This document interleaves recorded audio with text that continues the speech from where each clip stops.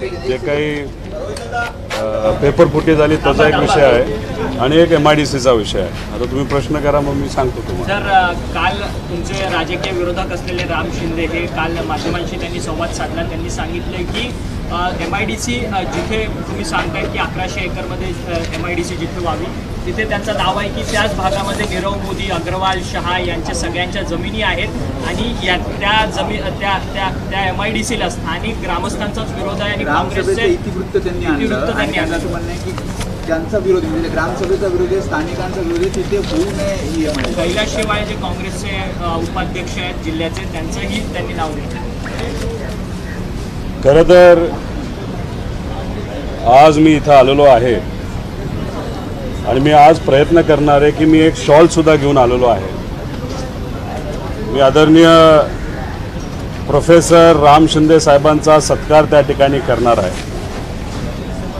कारण ते खूप मनापासून प्रयत्न करत आहेत आणि मी सुद्धा मनापासून प्रयत्न करत आहे। मी मनापासून प्रयत्न तिथं असणाऱ्या युवांना हाताला काम मिळावं यासाठी करतोय आणि प्रोफेसर राम शिंदे साहेब तिथे MIDC येऊ नये यासाठी प्रयत्न करत आहे। आता काल बोलत असताना त्यांनी काही मुद्दे मांडले, त्याच्यामध्ये ग्रामसभेचा ठराव ते बोलत होते। खरं तर शेवाळे साहेबांनी मला फोन केला होता आणि मला सांगितलं होतं मी तिथे येऊन पत्रकारांशी बोलू का, पण मी त्यांना विनंती केली नका काळजी करू, मीच बोलतो। तुम्ही जर ग्रामसभेचा जो ठराव आहे तो वाचला तर काही ठराविक लोकांनी त्यांच्या मनामध्ये अशा प्रकारची भीती कुठेतरी आणलेली आहे की तिथं केमिकल इंडस्ट्री येईल असं 11 लोकांनी विरोध केला। 104 लोक का 6 लोक तिथं होती। पाटेगावची लोकसंख्या ही 4-5 हजाराच्या पुढे आहे, पण 106 लोक तिथं होती ग्रामसभेला। 11 लोक बोलली, त्याच्यामध्ये एका व्यक्तीने सांगितलं केमिकल इंडस्ट्री येणार आहे। तिथं केमिकल इंडस्ट्री का आपण आणू, ती येणार नाही, त्याचा विरोध तिथं संपला। आपली घरं घेतली जातील, अजिबात नाही, MIDC कोणाचं घर घेत नाही, त्यांचा विरोध तिथं संपला। मग त्याच्याचबरोबर बागायती क्षेत्र 2-3 हेक्टर बागायती क्षेत्र आहे असं कळतंय, पण तेही त्या ठिकाणी आपण वगळणार आहोत। त्याच्याचबरोबर काही लोकांचं असं मत आलं जे 10वी-12वी शिकलेत, जे उच्च शिक्षित नाहीत, त्यांना हाताला काम कसं मिळेल। अरे बाबांनो, तिथे जे उच्च शिक्षित आहेत, ग्रॅज्युएट आहेत, पोस्ट ग्रॅज्युएट, त्यांना तर काम मिळेलच, पण जे कमी शिकलेले आहेत, शिकू शकले नाही, काही आर्थिक अडचणी असतील, यांना तिथं सुद्धा अप्रत्यक्षपणे टेम्पो असेल, सिव्हिलचं काम असेल, छोटे मोठे कॉन्ट्रॅक्ट असतील, एखादं दुकान तिथं येईल, त्या माध्यमातून सुद्धा तिथं ती कामं ती त्यांना मिळू शकतात। त्यांचा तिथं विरोध संपला। आता हे जे काय आहे चॅप्टर 6 म्हणजे काय, आता ते प्रोफेसर असताना सुद्धा राम शिंदेंना कळणार नाही। चॅप्टर 6 म्हणजे काय, ज्याच्यासाठी मी प्रयत्न करतोय की तिथं जी 1100 एकर जमीन आहे त्या जमिनीवर आता शिक्के पडणार। मग चॅप्टर 6 झाल्यानंतर काय होतं, मग तिथं MIDCचे अधिकारी त्या ग्रामपंचायतमध्ये जातात, तिथे असणाऱ्या शेतकरी जे बाधित आहेत त्यांच्याशी चर्चा करतात, की त्यांना विचारतात की अरे बाबा असं आहे, तुमचं काय मत आहे, तर ते चॅप्टर 6 नंतर होतं। त्यामुळे कदाचित प्रोफेसर असून सुद्धा त्यांना या गोष्टी माहिती नसाव्यात, पण हेच मी तिथं असणाऱ्या ग्रामस्थांना सांगितलेलं आहे। आणि त्याच्याचबरोबर तिथे जर तुम्ही बघितलं तर परत एकदा मोदींची जमीन तिथे, मोदींची जमीन तिथे ते सांगतात। मी आधी सुद्धा सांगितलेलं आहे की 11 ते 14 या वर्षी ते तिथं आमदार असताना जमीन घेतलेली आहे। आता वाटाघाट्या कुणी केल्या, कोण 5 स्टार मध्ये भेटलं, 7 स्टार मध्ये भेटलं, त्यावेळेस आपल्याला बघावं लागेल। नीरव मोदीचं नाव तुम्ही आज घेता, नीरव मोदीकडे पैसे कधी होते, तेव्हा होते, तेव्हा पैसे असताना तेव्हा तुम्ही तिथं आमदार होता, तेव्हा तिथं जमिनी तिथं घेतल्या गेल्या। आणि ती नीरव मोदीची जमीन जे हे म्हणतात ती आता ईडीकडे, या MIDCच्या सर्वे केलेल्या जागेमध्ये तिथं नीरव मोदीची ती जमीन जे बोलत आहे ती जमीन तिथं नाही। आता तुम्ही भाजपचे नेते म्हणतात ईडी आम्ही खिशात घेऊन फिरतो, मग आपण ईडीला विनंती करा की आता ह्याच्यात 2-3 हेक्टर जमीन जी बागायती असू शकते ती कदाचित आपल्याला उद्या जाऊन वगळावी लागेल, ती करावंच लागेल.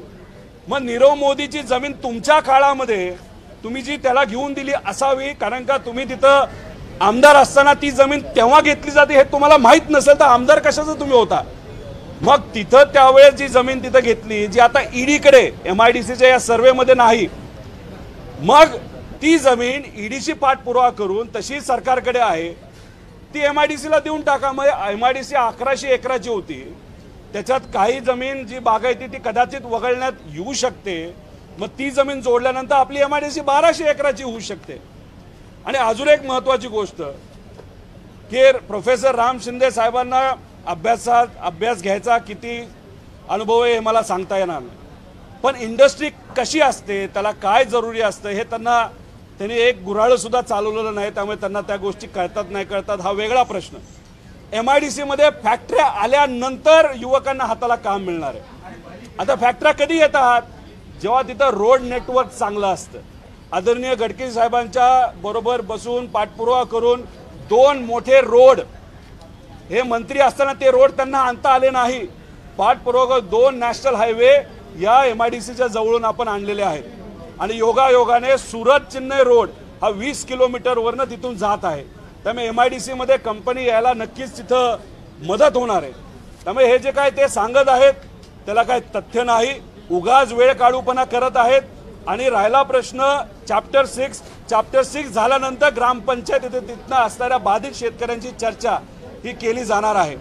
त्यामुळे मध्ये ते कुठेतरी बोलले होते की ते आमदार म्हणजे राम शिंदे आमदार झाल्यानंतर रोहित पवार त्यांना भेटले नाहीत. कदाचित काही प्रमाणात मी विचार करत होतो अरे भेटायला पाहिजे होतं का नव्हतं, पण राम शिंदे साहेबांची अशी प्रवृत्ती बघितल्यानंतर मला आज आनंद होतोय मी त्यांना तिथं सत्कार करण्यासाठी भेटलो नाही. कारण तुम्ही जो युवकांसाठी हक्काचा प्रोजेक्ट आहे तिथं आणून देत नाहीत तो तुम्ही त्या ठिकाणी थांबवता. आणि अपर हाऊसमध्ये भाषण करताना काय बोलले, MIDCची सगळी जमीन ही नीरव मोदी, शहा वगैरे यांची आहे. आता तुम्ही ग्रामपंचायतचा जो अहवाल दिला, ग्रामपंचायतचा जो ठराव दिला, त्या शेतकरी काय म्हणतात जमिनी आमच्या आहेत. अरे म्हणजे मग तुम्ही अपर हाऊसमध्ये तिथं असणाऱ्या सर्व आमदारांचे लोकांची दिशाभूल करता का आणि इथं येऊन वेगळे कागद देतात. त्यामुळे म्हणूनच त्यांचा सत्कार खरं तर मला करायचा आहे की 10 वर्ष त्यांनी कुठलाच विकास तिथं केला नाही. आणि मला आज खऱ्या अर्थाने कारण कळलं का, कारण विजनली ते कामच करत नाही, त्यांना स्वतःचा स्वार्थ तिथं दिसतो, आम्हाला लोकांचं हित तिथं दिसतं. मी आधीही बोललेलो आहे, त्यांना जर क्रेडिट घ्यायचं असेल तर कृपा करून तुम्ही क्रेडिट घ्या, पण MIDC होऊ द्या. आज जर तुम्ही असा टाइमपास करत राहिला ना ते MIDC यायला वेळ लागतो, त्यानंतर कंपन्या यायला वेळ लागतात. त्यामुळे हा प्रश्न तिथला असणाऱ्या युवांचा आहे, हा प्रश्न जे शिक्षित बेरोजगार आहेत त्यांचा आहे, जे कमी शिकलेले आहेत त्यांचा आहे, त्याच्याच बरोबर जे लोक आई वडिलांना गावात सोडून त्यांना दुर्दैवाने बाहेर जाऊन काम करावं लागतं, कमवावं लागतं, त्या लोकांचा आहे. त्यामुळे उगाच याच्यामध्ये राजकारण करू नये अशी विनंती या ठिकाणी मी करतो. इतिवृत्त जेव्हा मी समोर आणलं तेव्हा रोहित पवारांचं किती उघडं पडलं. त्यांचं असं म्हणणं आहे की दलालांच्या जमिनी आहेत त्या संपादित करण्यासाठी तुम्ही पाठिंबा. अरे बाबा राम शिंदे साहेब, 11 ते 14 तुम्ही आमदार तिथं होता, मग नीरव मोदीची दलाली कुणी केली? हे राम शिंदेंनीच केली ना. मग तुम्ही कुठं भेटला असताल का? तुम्हाला हे सांगायचं की तुम्ही आमदार असताना तुमच्या मतदारसंघामध्ये कोण इन्व्हेस्टमेंट करते हे कळत नाही. अहो नीरव मोदीची आत्ताची जमीन जी MIDCच्या सर्वेमध्ये नाही ती ईडीकडे आहे. मग हा विषय कुठं येतो? आप पितळ उघडा. मी कागद घेऊन फिरतो, मी आता 1 लाख सह्या आणल्यात. आता 1 लाख सह्या म्हणजे काय? ह्या तिथं असणाऱ्या युवांच्या त्यांच्या आई वडिलांच्या भावना आहेत ना. कोणालाही पिस्तूल लावून आम्ही काय सह्या करून घेतलेल्या नाहीत. मग तुम्ही या भावनांचा अनादर करणार आहात का? त्यांचं मत MIDC आली पाहिजे. उगाच तुमचे 4 लोक तिथं उभा करून तुम्ही भाषण करायला लावता आणि त्या 4 लोकांसाठी अख्ख्या दोन्ही तालुक्याचं नुकसान होऊ शकतं. आणि जे तिथले मोठे नेते शेवाळे साहेब त्यांना व्यक्तिगत तुम्ही विचारा, त्यांचंही मत आहे. थोडी त्यांना 4 लोक बोलतात म्हणून अख्ख्या दोन्ही तालुक्याला अंगाव घ्यायचं काही त्यांना कारण नाही. त्यामुळे उगाच त्यांनी कुठं करू नये. लाख लोकांनी सह्या आत्तापर्यंत केलेल्या आहेत. आणि ही मोहीम लोकांनी हातात घेतली नाही, ती तिथं थांबणार नाही. विरोध आहे, त्यांना तुम्ही भेटणार आहात का? ज्या ग्रामस्थांचा विरोध आहे, ते काही मोजकी लोक आहेत त्या मी त्यांना तुमच्या माध्यमातून आज सांगतो, नंतरही भेटणार आहे. चॅप्टर 6 मध्ये तिथं शिक्के पडतात. चॅप्टर 6 झाल्यानंतर पुढची प्रक्रिया तिथं येऊन तुमच्या सर्वांची, म्हणजे तिथं असणाऱ्या नागरिकांची, तिथे असणाऱ्या ज्यांचं जमीन जाणार आहे त्यांच्याशी चर्चा ही केली जाणार आहे. आणि मग त्याच्यानंतर कुठलं वगळायचं कुठलं नाही वगळायचं याच्यावर चर्चा होणार आहे. त्यामुळे प्रोफेसर राम शिंदे हे प्रोजेक्ट आज थांबवत आहेत. त्यांना प्रक्रिया काय असते हे सुद्धा माहीत नाही. मी फॉलोअप केलेले कागद घेऊन फिरतो आणि ते कुठंतरी काही दुसऱ्याचेच कागद घेऊन फिरतात. अरे तुम्ही काय पाठपुरावा केला का हे सांगा ना. उगाच दुसऱ्याचे काहीतरी कागद घेऊन तुम्ही फिरता, काहीतरी विषय काढता, अपर हाऊसमध्ये दिशाभूल करता, मीडिया बरोबर इथं येऊन तिसरंच काहीतरी बोलता. मग कुणीतरी कागद दिला की तो कागद घ्यायचा, मग तो दाखवायचा. त्यामुळे उगाच त्यांनी कुठेही अहंकार आणू नये. बाबांनो, लोकांचा जीवनामरणाचा विषय आहे. उगाच इथं त्यांच्या युवकांच्या भविष्याची कुणी खेळू नये असं आमचं मत आहे. ते म्हणतात की या MIDC मध्ये तुमची भागीदारी आहे म्हणून तुम्ही इतके ह्या सगळ्या संदर्भात अग्रेसिव्हली बोलता आहात असं. तर बघा, रोहित पवारांची तिथं आर्थिक भागीदारी असेल तर तुम्ही शोधा ना. बाबा, मला युवकांच्या भवितव्याबरोबर खेळून कुठं पैसे कमवायचे नाहीत. रोहित पवारकडे जे काय आहे, रोहित पवारली 2007 पासून गेले 20 वर्ष काम करून, कंपन्या मोठ्या करून जे काय आहे त्याचं घर नीट आहे. दुसऱ्याचं घर उद्ध्वस्त करून रोहित पवारला काय पैसे कमवायचे नाही, ही माझी प्रवृत्ती नाही.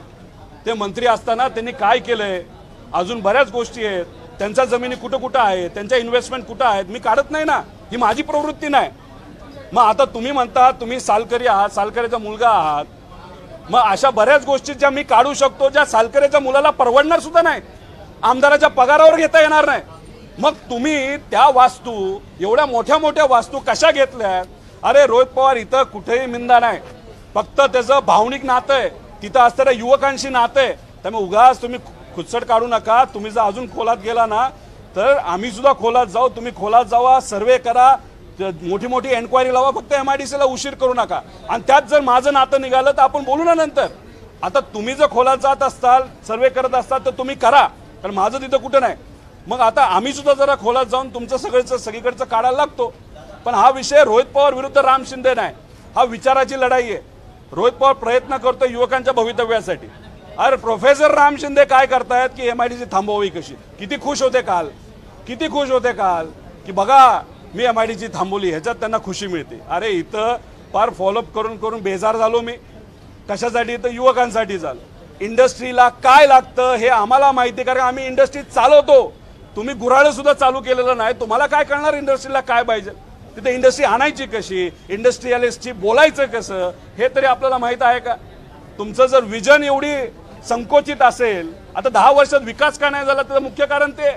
माझं तर मत आहे की आज शेवटचा दिवस आहे, त्यांना बोलवा. त्यांनी विकास 10 वर्षात काय केला आणि आम्ही काय केला, इथं या पोडियमवर आपण चर्चा करू. अरे हिम्मत आहे त्यांना चॅलेंज करायची की इथं येऊन तुम्ही बोला.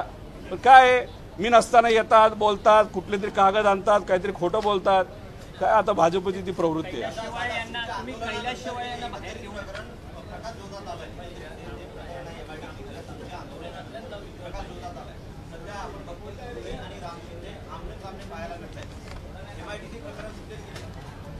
अरे सुटलंच पाहिजे. मी तर म्हणतोय, उदय सामंत साहेबांना विनंती करतोय, राजकीय दबाव ठेवा बाजूला, नाहीतर इथं युवक त्यांना माफ करणार नाही. त्यांना मी पाठपुरावा करणार नाही. हे 1 लाख सह्या त्यांनाच देणार आहे. आता राजकीय दबावाला ते जास्त महत्त्व देतात का युवकांच्या भवितव्याला? हा त्या मंत्र्याचा विषय आहे.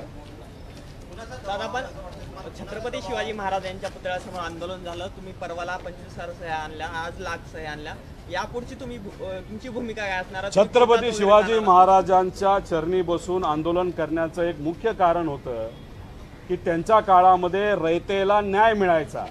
हे सरकार रयतेचं म्हणजे सामान्य लोकांचा विचार करणारं सरकार आहे का ठराविक राज्यकर्त्यांचा विचार करणारं सरकार आहे का ठराविक व्यावसायिकांचा विचार करणारं सरकार आहे? मग आता तुम्ही जर युवांना तिथं संधी देत नसाल आणि एक तुमचा वरच्या हाऊसचा जो लोकशाही मार्गाने पडलेला आमदार आहे त्याचं तुम्ही जर ऐकत असाल, त्याच्यावर न करते हे सरकार रयतेचा विचार करत नाही. हे सरकार फक्त राजकारणाचा विचार करते. आमचं हेच म्हणणं आहे, राजकारण बाजूला ठेवा. अरे हे राजकारण बघता बघता ह्याच्यावर चर्चा करता करता अख्खं महाराष्ट्राचं पब्लिक बेजार झालंय. शेतकऱ्याबद्दल चर्चा नाही, युवकांबद्दल चर्चा नाही. आता ह्याच्यातच तुम्ही जर खोलात गेलं तर व्हाईट पेपरचा विषय.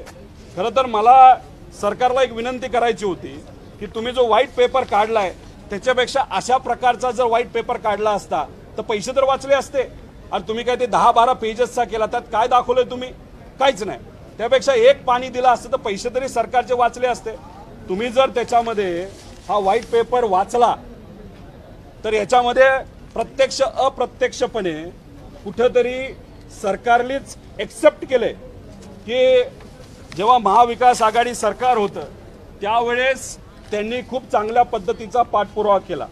आता ह्याच्यामध्ये तुम्ही तारखा बघत गेला तर 5 जानेवारी 2022 मध्ये वेदांकडून पहिले पत्र आले आणि त्यानंतर फेब्रुवारी म्हणजे 22 फेब्रुवारी वेदांतने प्रश्नावली पाठवली, 23 फेब्रुवारी MIDCने उत्तर पाठवले, 24 फेब्रुवारी वेदांकडून स्थळ पाहणी झालं, त्यानंतर फॉक्सकॉन आलं, दोघांनी एकत्र बघितलं. आता 24 मे दावोस इथं अनिल अगरवाल आणि उद्योग मंत्री, पर्यावरण मंत्री म्हणजे आपले आदित्य ठाकरे यांनी तिथं अनिल अगरवाल बरोबर बैठक घेतली. आणि अनिल अगरवाल म्हणतात महाराष्ट्र हे गुंतवणुकीसाठी आदर्श राज्य आहे. आता आम्ही म्हणत नाही हे जे सरकार आहे ते कुठं कमी पडलं, कारण का सत्ता बदल झाल्यानंतर 20 दिवस तर काहीच झालं नाही. आणि त्यानंतर जर तुम्ही बघितलं देवेंद्र फडणवीस साहेबांनी फॉक्सकॉनचे जे प्रमुख आहेत त्यांना पत्र दिलं, त्यांची चर्चा झाली. आणि त्याच्यामध्ये जेव्हा हे फॉक्सकॉनचे लोक आले होते ते काय म्हणले, पुणे येथे गुंतवणूक करण्यास उत्सुक आहोत. त्या कायमुळे अन्य राज्याच्या तुलनेत महाराष्ट्रातील पुण्याला प्राधान्य दिले आहे असे वेदांत फॉक्सकॉनचे लोक कधी बोलले? देवेंद्र फडणवीस आणि शिंदे साहेबांचं सरकार असताना. पाठपुरावा कुणी केला? महाविकास आघाडी सरकारने. आम्ही असं म्हणत नाही हे सरकार कमी पडलं. प्रॉब्लेम काय झाला की 5 ऑगस्ट देवेंद्र फडणवीस साहेब हे अनिल अगरवाल साहेबांना भेटले. आता ह्याच्यामध्ये 5 सप्टेंबर MIDC CEO यांचे वेदांतला पत्र गेलं. आता त्याच्यानंतर काय झालं, त्यानंतर का हा सगळा पाठपुरावा कमी पडला? त्याचं मुख्य कारण खरं तर तुम्ही जर बघितलं तर अनिल अगरवाल साहेबांची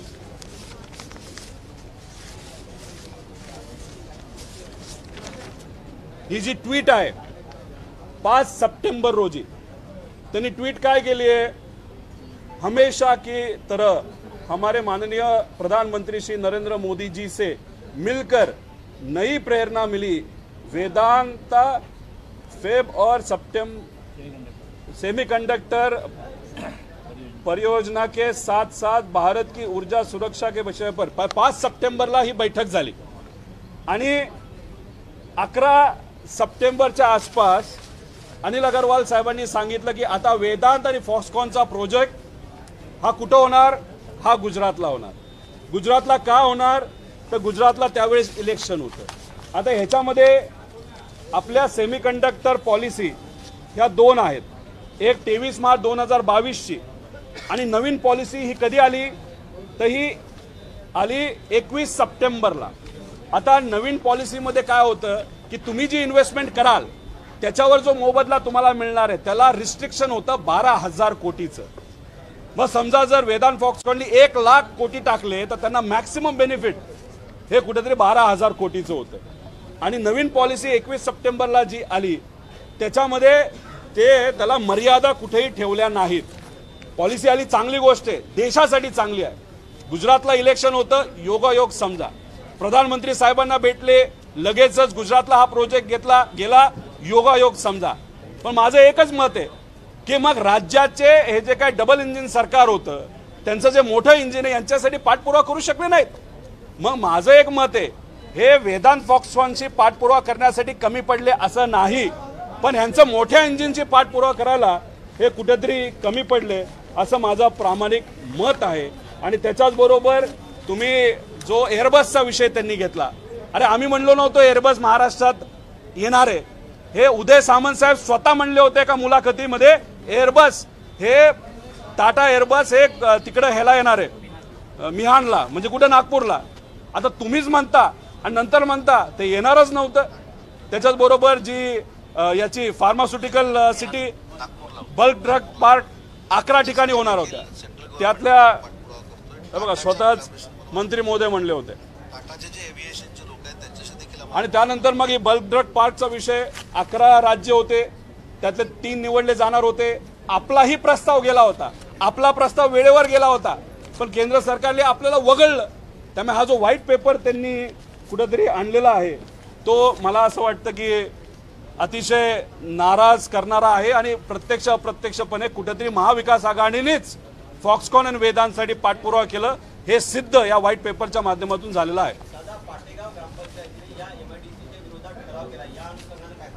अरे किती वेळा सांगू. कैलास शेवाळे जे आहेत तुम्ही त्यांच्याशी बोललात तर कैलास शेवाळेंना तुम्ही समोर घेऊन येणार का? कारण की त्यांच्या नावाने राम शिंदे हे दिशाभूल करतात. राम शिंदेवरती गुन्हा दाखल करणार. हे बघा, एक तर चॅप्टर 6 होत असताना ग्रामपंचायतची NOC लागत नाही. चॅप्टर 6 होतो तिथं जे काही शिक्के असतात MIDC ते पडतात आणि चॅप्टर 6 झाल्यानंतर ग्रामपंचायतची चर्चा होते. राहिला प्रश्न शेवाळ्यांचा, त्यांचं मत आहे की पोल्युशनवाली फॅक्टरी आली नाही पाहिजे, तिथं जे बागायती क्षेत्र ते आलं नाही पाहिजे, घेतलं नाही पाहिजे. त्याच्याचबरोबर तिथं घरं गेली नाही पाहिजे. अहो MIDC घरं आणि हे जे असतात पाण्याचे स्रोत हे वगळतं. त्यामुळे कुठंतरी त्यांना त्या बाबतीत बऱ्याच गोष्टींबद्दल काही लोकांनी दिशाभूल केलेली आहे. MIDCचे अधिकारी जेव्हा तिथं जातील तेव्हा त्या बाबतीत ते क्लॅरिटी देतील आणि त्याच्यामुळे लोकांच्या मनामध्ये जी काही शंका आहे ती स्वतः मी जाऊन सुद्धा सोडवेल. पण मग अशा पद्धतीने तुम्ही मुद्दामून जर फॅक्टऱ्या येण्यापासून नाही तर MIDC येण्यापासून जर अडचण आणत असाल तर ते चुकीचं आहे असं माझं व्यक्तिगत मत आहे. हिंदी में जानना चाहेंगे MIDC. नाही और एक विषय. आता दुसरा विषय, अधिवेशनामध्ये आम्ही कशासाठी येतो? महाराष्ट्रातले प्रश्न मांडण्यासाठी. आम्ही प्रश्न मांडत असताना नानासाहेब पटोले साहेबांनी एक प्रश्न महत्त्वाचा मांडला, तो म्हणजे छत्रपती संभाजीनगरमध्ये जी काही फॉरेस्टचा पेपर होता तो फुटला आणि मग त्याबद्दलची माहिती नाना पटोले साहेबांनी मुलांच्या वतीने विधिमंडळामध्ये मांडली. त्याला उत्तर देत असताना देवेंद्र फडणवीस साहेबांनी उत्तर दिलं असं कुठेही काय घडलेलं नाही, उलट मीडियालीच चुकीची बातमी तिथं छापलेली आहे. खरं तर हे उत्तर ऐकल्यानंतर माझ्यासारख्याला अतिशय वाईट वाटलं. कारण का तुम्ही तिथं जर बघितलं तर याच्यामध्ये खोलात गेला तर पोलिसांना टीप आली होती. टीप आल्यानंतर पोलीस स्वतः डिस्गाईजमध्ये तिथे गेले. त्यानंतर त्यांना 4-5 लोक भेटली, त्यानंतर त्यांच्याकडे कागदपत्र भेटले, मग FIR झाला. म्हणजे ह्या सगळ्या गोष्टी तिथं असणाऱ्या पोलिसांनी चांगल्या केल्या युवकांच्या बाजूने आणि हे होत असताना त्या गोष्टी खऱ्या अर्थाने घडल्या. तसंच काल कोल्हापूरला झालं. मग आपण TCSची बाजू का घ्यायची? माझं TCSचं माझं काही वाकडं नाही. माझं एकच मत आहे, एवढे पैसे तुम्ही घेत असाल तर मग पारदर्शक पद्धत तर असावी आणि खोट्या पद्धतीने. मला मत आहे की देवेंद्र फडणवीस खोटे बोलले असं म्हणणार नाही, पण त्यांना ज्यांनी माहिती दिली, ज्यांनी खोटी माहिती त्यांना दिली त्याच्यावर कारवाई करणार का नाही? का युवकांच्या भवितव्याबरोबर आपण सातत्याने खेळतच राहणार? कोल्हापूरला परत ती घटना घडली आणि 1000 रुपये कमी करायला काय अडचण आहे? तुम्ही जर बघितलं तर 150 कोटी खर्च कशाला केला जातो?